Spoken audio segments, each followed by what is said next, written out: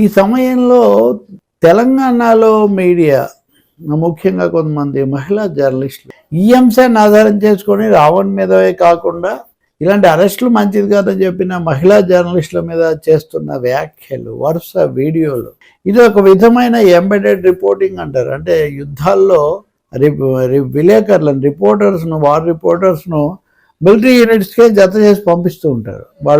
వాళ్ళకు రక్షణ, భద్రత. ఇక్కడ తప్పకుండా బీజేపీ, ఆర్ఎస్, సంఘ పరివార్ వాళ్ళు చేస్తున్న ప్రచారం, వాళ్ళ మాటలు, ఖచ్చితంగా భాష కానీ, ఉదాహరణలు కానీ, విమర్శలు కానీ అవన్నీ వీళ్ళు చెప్తున్నవి అచ్చంగా వాళ్ళు చెప్పేవే, ఆరోపణలు కాదు. ఇక్కడ భాషా పదాలు పూర్తిగా అవే. అంటే ఒక క్రమ పద్ధతిలో చేస్తున్నట్టు మటుకు కనిపిస్తుంది. కొన్ని మరీ దుర్భరమైన, అసభ్యమైనవి ఉన్నాయి. వాళ్ళది అసభ్యమని వీళ్ళు కూడా దాదాపు అదే ఉన్నారు. ఈ ధోరణి మాత్రం మంచిది కాదు.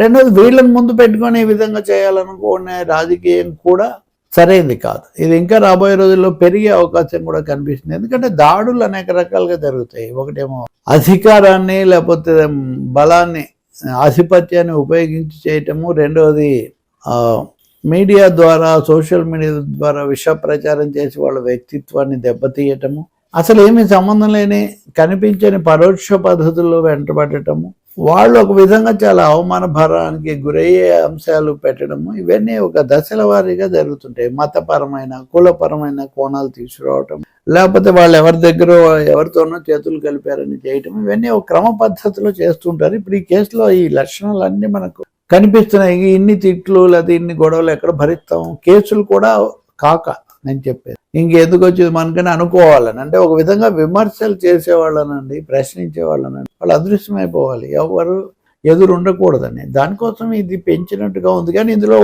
మహిళలను ముందు పెట్టుకొని వాళ్ళతో మొత్తం తమ వాణి వినిపించటమే ఇక్కడ చాలా ఆశ్చర్యం కలిగిస్తుంది. చివరిది ఇందులో కులం అనేది పదే పదే ముందుకు రావటం. జడ శ్రావణ్ ఇందాక ఒక మాట చెప్తున్నారు, ఏమని అంటే వైసీపీ వాళ్ళు ఏదో జనసేన చేస్తున్న కుట్ర అని, జనసేనకు కాపులలో మద్దతు పెంచడానికి కాపులు ఎక్కువగా ఉన్న చోటే కేసులు పెడుతున్నారు. ఎక్కడ కేసు పెడుతున్నారు, ఎక్కడ తీసిపోతున్నారు, ఇదంతా కూడా ఒక క్రమ పద్ధతిలోనే జరుగుతుంది. అలా జరిగిన తర్వాత స్టేషన్ల మీద వాళ్ళు కనుక వెళ్ళి దాడి చేస్తే కాపులు వైసీపీలో ఎక్కువగా ఉంటారు కాబట్టి ఇది మేమే చేసామని చెప్పడం కోసం చేస్తున్నారు. ఈ పద్ధతిలో ఆయన ఆరోపణలు చేస్తున్నారు. శ్రవణ్ వీటిని గట్టిగా ఖండిస్తున్నారు. మేము పౌర హక్కులు, ప్రాణ రక్షణ వీటి గురించి అందరిని అడిగాం, కానీ మీరు లేనిపోని కులము, కుట్ర ఇలాంటి థీరీస్ అన్ని తీసుకురాకండి, ప్రతిపక్షంగా మీ బాధ్యత నిర్వహించండి అని ఆయన చెప్తారు.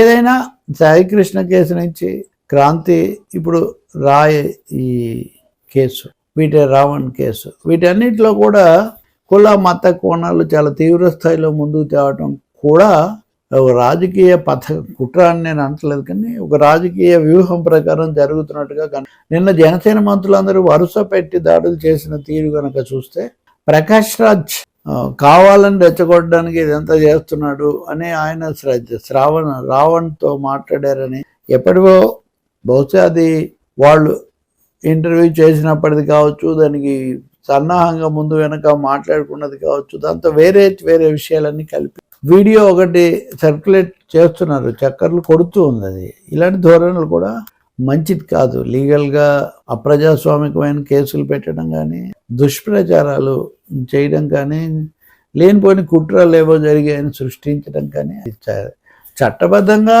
మీరు పెట్టేది నిలబడుతుందా లేదా న్యాయస్థానం చూస్తుంది. విమర్శలు ఎప్పుడు ఉంటాయి. విమర్శించిన వాళ్ళందరూ వ్యతిరేకులు, ఏదో మరొకరికి సంబంధించిన వాళ్ళు అని నమ్మించాలనుకోవటం తీవ్రమైన. ఎవరిని ఎవరు దాచిపెట్టగలరు ఈ సోషల్ మీడియా యుగంలో, ఇంత విస్తృతమైన చోట. కాబట్టి ఈ సమస్య పక్కదో పట్టకుండా చూడాలి. హైకోర్టు ఉపశమనం ఇస్తుందని మనం ఆశించాలి.